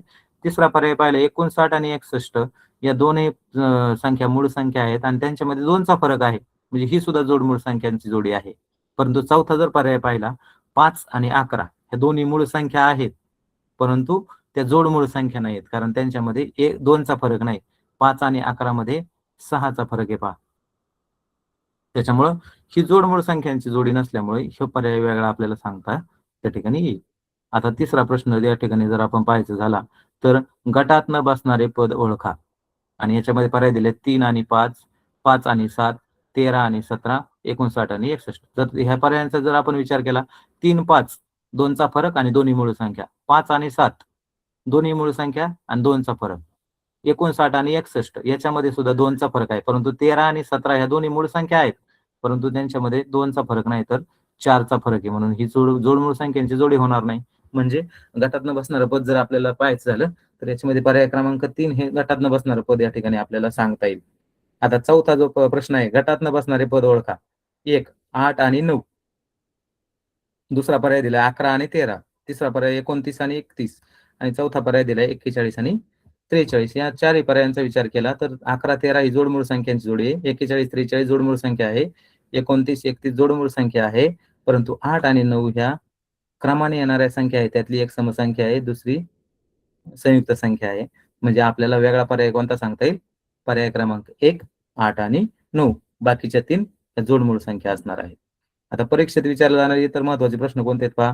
1 ते 50च्या दरम्यान जोडमूळ संख्यांच्या एकूण किती जोड्या आहेत? तर आपण मगाशी पाहिलं होतं, चार्ट पाहिला होता, की 1 ते 100 मध्ये जोडमूळ संख्यांच्या एकूण किती जोड्या येतात? तुम्ही जर मगाचा चार्ट पाहिला तर त्याच्यात तुम्हाला सांगता येईल, की 1 ते 100 मध्ये जोडमूळ संख्यांच्या 8 जोड्या येतात. 8 जोड्या. परंतु या ठिकाणी प्रश्न 1 ते 100 मधल्या जोडमूळ संख्या नाही विचारलेल्या याच्यामध्ये. याच्यामध्ये विचारलं ते 1 ते 50 मधल्या जोडमूळ संख्या. आणि 1 ते 50 मध्ये जर आपण जोडमूळ संख्यांच्या जोड्या पाहिल्या तर एकूण 6 जोड्या येतात जोडमूळ संख्यांच्या. आणि 51 पासून 100 पर्यंत उरलेल्या 2 जोड्या. अशा एकूण 1 ते 100 मध्ये 8 जोड्या त्या ठिकाणी आपल्याला पाहायला भेटतात. आता या ठिकाणी पुढचा प्रश्न आहे पहा. खालीलपैकी कोणत्या जोडमूळ संख्यांच्या जोडीच्या दरम्यान असणारी संयुक्त संख्या ही वर्ग संख्या आहे? पहा, हा पण एक प्रश्न विचार करायला लावणारा प्रश्न आहे. आता या ठिकाणी तुम्हाला जोडमूळ संख्या नाही विचारलेल्या, तर त्या जोडमूळ संख्यांच्या मध्ये जी संख्या येते ती वर्ग संख्या आहे का हे पहा त्यांनी विचारलंय. आता इथं पहिला पर्याय 11 आणि 13च्या मध्ये कोणती संख्या येते? 12. आणि 12 ही वर्ग संख्या आहे का? नाही. 12 ही समसंख्या आहे, ती वर्ग संख्या नाही. आता 17 आणि 19चा विचार केला, 17च्या नंतर आणि 19च्या अगोदर मध्ये एक अंक येतो 18. 18 हा सुद्धा वर्ग संख्या नाहीये. 3 आणि 5च्या दरम्यान जर आपण पाहिलं, 3 आणि 5च्या दरम्यान 4 हा अंक येतो आणि 4 हा अंक हा वर्ग संख्या आहे. 2चा वर्ग आहे 4. आणि त्याच्यामुळं त्यांनी जो प्रश्न विचारलाय की वर्ग संख्या कोण असलेली म्हणजे जोडमूळ संख्यांमध्ये वर्ग संख्या आहे असा पर्याय कोणता येतो? आपल्याला पर्याय किती सांगता येईल? पर्याय क्रमांक 3.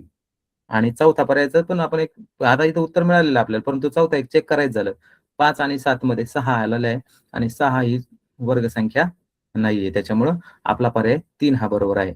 आता समूळ संख्यांच्या बाबतीत थोडा एक प्रश्न घेऊयात आपण आणि आपण या ठिकाणी थांबणार आहोत. तर सहमूळ संख्या पहा, परीक्षेतील संभाव्य प्रश्न काय विचारले जाऊ शकतात? जोडी ओळखणे. खालीलपैकी सहमूळ संख्यांची जोडी कोणती? आता सहमूळ संख्या तुम्हाला मी मगाशी सांगितलं सहमूळ संख्या कोणाला म्हणायचं, की ज्या दोन संख्यांच्या जोडीमधली संख्या ज्या आहेत त्यांचा अवयव हा सारखा असला नाही पाहिजे. एक आणि ती संख्या सोडून दुसरा कोणताही सारखा अवयव त्यांचा असला नाही पाहिजे. तरच ती काय होईल? जोडमूळ संख्येची जोडी होईल. आता इथं 12 आणि 15चा जर विचार केला आपण, तर या पर्यायामध्ये 12 आणि 15 दोन्ही संख्यांना 3 ने भाग जातो पहा. 3 चौक 12 आणि 3 पाचशे 15. म्हणजे या ठिकाणी ही जोडमूळ संख्येची जोडी होणार नाही, कारण त्याला 3 ने भाग जातो दोन्हीला पण. आता 14 आणि 21चा विचार केला, 7च्या पाड्यातल्या दोन्ही संख्या आहेत. 7 दुणे 14, 7 त्रिक 21. म्हणजे 7 ने भाग जाणाऱ्या ह्या दोन्ही संख्या आहेत. त्याच्यामुळे ह्या जोडमूळ संख्या होऊ शकणार नाही. आता 35 आणि 40चा विचार केला, तर या ठिकाणी 5 ने भाग जाणाऱ्या संख्या आहेत त्या दोन्ही. 5 7 35, 5 48. म्हणजे ह्या दोन जोडमूळ संख्या सहमूळ संख्या होणार नाहीत. आणि इथं एक 23 आणि 24चा विचार केला. मी तुम्हाला मगाशी एक नियम सांगितला होता, की ज्या 2 क्रमाने संख्या येतात ना, त्या 2 क्रमाने येणाऱ्या संख्या ह्या सहमूळ संख्या असतात. आणि इथं पर्याय क्रमांक 3 मध्ये तिसरी जी जोडी दिलेली आहे, ती क्रमाने येणाऱ्या संख्यांची जोडी आहे 23 आणि 24. आणि त्याच्यामुळं 23 आणि 24 या सहमूळ संख्येची जोडी आहे. आणि मग आपल्याला कोणता पर्याय बरोबर असेल त्याच्यातला? 23 आणि 24 ह्या संख्यांचा पर्याय आपला सहमूळ संख्यांची जोडीमध्ये बरोबर सांगता येईल. आता या ठिकाणी इथं परत आता 2-3 हे दिलेले आहेत पहा. गटात नसणारे पद 21 आणि 22 या श्रेणी संख्या आलेल्या आहेत पहा. 21 आणि 22 त्याच्यामुळे सहमूळ संख्येची जोडी. 35-36 क्रमाने आल्या, त्याच्यामुळे ही सहमूळ संख्येची जोडी. 67-68 दोन्ही क्रमाने आल्या, त्याच्यामुळे ती सहमूळ संख्यांची जोडी. परंतु 14 आणि 21 ही क्रमाने आलेली नाहीये. आणि मग आपण दुसरा नियम त्याच्यात वापरला, की 14 आणि 21चा विचार केला, की त्यांना दोन्ही एका सारख्या संख्येने भाग जातो का? तर 14 आणि 21ला 7 ने भाग जातो. त्याच्यामुळं ही 7 ने भाग जाणाऱ्या दोन्ही संख्या असल्यामुळं सहमूळ संख्यांची जोडी नसलेली जोडी ही. त्याच्यामुळे 14 आणि 21चा पर्याय क्रमांक 4 हा गटातनं बसणारा पर्याय त्या ठिकाणी सांगता येईल. गटातनं बसणारे पद ओळखा. दुसरा आणि तिसरा प्रश्न याच्यामध्ये आपण 3 प्रश्न पाहूयात फक्त. गटातनं बसणारे पद ओळखा. 15-16 क्रमाने येणाऱ्या संख्या आहेत, त्याच्यामुळे ती सहमूळ संख्या आहेत. 11 आणि 13 आता हे सहमूळ संख्या आहेत का? क्रमाने येत नाहीत, परंतु त्या दोन्ही विषम नाही मूळ संख्या आहेत. आणि या मूळ संख्या दोन्ही असल्या की ती सहमूळ संख्यांची जोडी असते. त्याच्यानंतर 25 आणि 27 या दोन्ही संख्यांचे जर अवयव पाडले तर सारखे अवयव दोघांचे येणार नाहीत. 25चे अवयव जर पाहिले तर 1, 5 आणि 5, 5 आणि 25 असे 3 अवयव. 27चे अवयव पाहिले तर 1, 3, 9 आणि 27 हे अवयव येतील. पण दोघांचे अवयव सारखे नसल्यामुळं ही सहमूळ संख्यांची जोडी आहे. आणि चौथा पर्याय पाहिला 12 आणि 18, तर यांचा विचार केला तर 12 आणि 18 दोन्ही समसंख्या आहेत, त्याच्यामुळे त्यांना 2 ने भाग जाईल. त्याच्यामुळे 2 ने भाग जात असल्यामुळे ही समूळ संख्यांची जोडी नाही. आणि मग आपला वेगळा पर्याय, वेगळा पद कोणतं आहे? 12 आणि 18, पर्याय क्रमांक 4. आता तिसरा प्रश्न, गटातनं बसणारे पद ओळखा. 9 आणि 10 ह्या क्रमाने येणाऱ्या संख्या आहेत, त्याच्यामुळे त्या समूळ संख्या. 8 आणि 25 यांचे जर अवयव पाडले, त्या क्रमाने येत नाहीत, परंतु यांचे अवयव पाडले तर दोघांचे अवयव सारखे असत नाहीत. 11 आणि 15चा विचार केला तर यांचे अवयव सारखे नाहीत, कारण एक मूळ संख्या आहे, एक विषम संख्या आहे. त्यांचे अवयव पाडले तर दोघांचे अवयव सारखे येणार नाहीत. परंतु 15 आणि 20चा जर विचार केला तर 15ला 5 ने भाग जातो आणि 20ला सुद्धा 5 ने भाग जातो, म्हणजे 5 ने भाग जाणाऱ्या दोन्ही संख्या आहेत, त्याच्यामुळे ही समूळ संख्यांची जोडी होणार नाही. आणि त्याच्यामुळे हा पर्याय आपल्याला वेगळा पर्याय या ठिकाणी सांगता येईल. आता याच्यानंतर भरपूर अजून प्रश्न आहेत, परंतु आपला वेळ या ठिकाणी संपलेला आहे. त्याच्यामुळं तुम्हाला जर या ठिकाणी वर्गीकरण, संख्यांचे वर्गीकरणाचे जे प्रश्न आहेत, ते प्रश्न जर अचूक सोडवायचे असतील तर तुम्ही संख्यांचे प्रकार, यांचे नियम हे सगळे व्यवस्थित समजून घेणं गरजेचं आहे. तुमच्या 1 ते 100 मधल्या मूळ संख्या सगळ्या पाठ असल्या पाहिजेत. तुमच्या 1 ते 25चे तुमचे वर्ग पाठ असले पाहिजेत. त्याचप्रमाणे जास्तीत जास्त प्रश्नांचा सोडवण्याचा जर तुम्ही सराव केला तर निश्चितच आपल्याला जे 10 मार्क आणि 5 प्रश्न या ठिकाणी वर्गीकरणावर आधारित आकृत्या आणि संख्येवरती विचारले जातात, ते सगळे प्रश्न तुम्ही अचूक सोडू शकता. आणि जेवढा जास्त तुम्ही सराव करता, म्हणतात की प्रॅक्टिस मेक्स मॅन परफेक्ट, म्हणजे तुम्हाला जर परफेक्ट बनायचं असेल, तुम्हाला जर कमी वेळेमध्ये अचूक प्रश्न सोडवायचे असतील तर तुम्हाला जास्तीत जास्त सराव करणं गरजेचं आहे. त्याच्यामुळे जास्तीत जास्त प्रश्नपत्रिकांचा सराव जर तुम्ही केला तर निश्चितच तुम्ही चांगल्या पद्धतीने त्या ठिकाणी सगळे प्रश्न व्यवस्थित सोडवू शकाल. आणि तुम्ही पाहताय की तुम्ही जिल्ह्यातील काही निवडक विद्यार्थी आहात, सगळे हुशार मुलं आहात, त्याच्यामुळं वर्षभर चांगला अभ्यास करून निश्चितच तुम्ही 4थीच्या स्कॉलरशिपमध्ये यश मिळवाल आणि चांगले मार्क्स मिळवाल. यासाठी तुम्हाला सगळ्या विद्यार्थ्यांना माझ्याकडून मी शुभेच्छा देतो. आणि या ठिकाणी आजचं सेशन संपलं असं जाहीर करतो. सर्वांनी व्यवस्थितपणे त्या ठिकाणी सहभाग घेतला त्याबद्दल सर्वांचे आभार. ओके, धन्यवाद सर.